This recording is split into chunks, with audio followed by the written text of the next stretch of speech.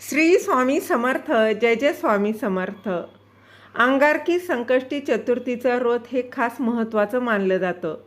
मंगळवारी हे व्रत केलं जातं. या दिवशी ब्रह्मांडातील मंगळ ग्रहाच्या शुभलहरी ह्या अधिक सहस्रपटीने पृथ्वीवर येत असतात असं म्हणतात.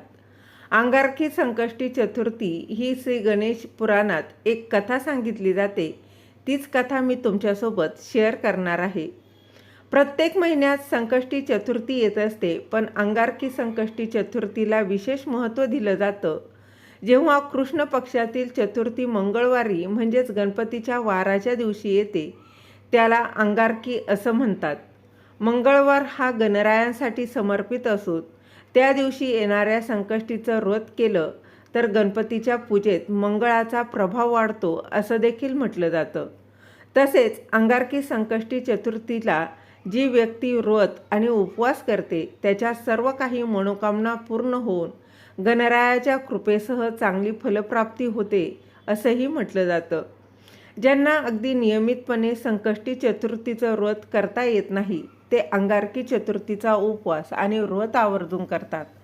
अंगारकी चतुर्थी संदर्भात गणेश पुराणातील उपासना खंडातील 60व्या अध्यायात एक कथा दिलेली आहे आणि या कथेनुसार भारद्वाज महर्षी यांच्या सल्ल्यानुसार सूर्यदेवाचा पुत्र याची पृथ्वी देवीने 7 वर्ष देखभाल केली आणि त्यानंतर पुत्र सवनला ती महर्षीकडे घेऊन गेली. महर्षींनी आनंदित होऊन सवनाचा स्वीकार केला. त्याचा उपनयन सोहळा करून त्याला वेद आणि शास्त्रात पारंगत केलं. महर्षींनी सवनला गणपती मंत्राची दीक्षा दिली आणि गणपतीची उपासना करण्यास सांगितलं. सवनने गंगेच्या काठावर जाऊन श्री गणेशाची ध्यान केलं. हजारो वर्ष अन्नपाणी न घेता मंत्रांचा जप केला.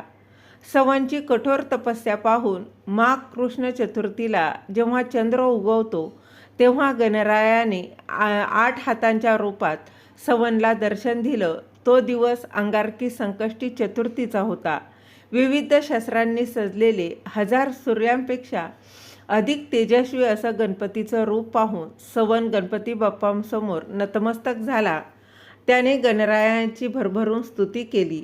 गणपतीने सवनला वरदान मागण्यास सांगितलं.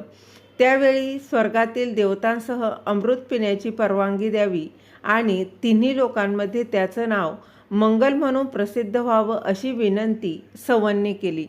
त्यावेळी गणरायाने स्मितहास्य करत सवनची इच्छा पूर्ण केली.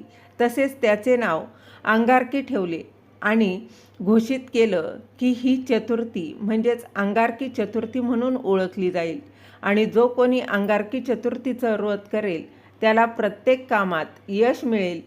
तुम्ही जर अंगारकी संकष्टी चतुर्थीचं व्रत केलं तर 21 संकष्टी केल्याचं फलप्राप्ती या चतुर्थीमुळे होईल असं देखील सांगितलं.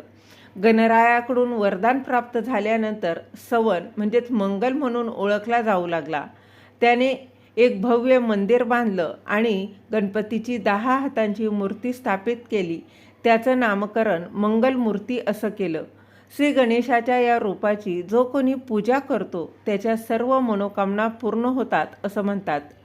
पृथ्वीपुत्राने अंगारकी चतुर्थीचं व्रत पाळलं आणि परिणामी स्वर्ग आणि शाश्वत आनंदाची प्राप्ती त्याला झाली.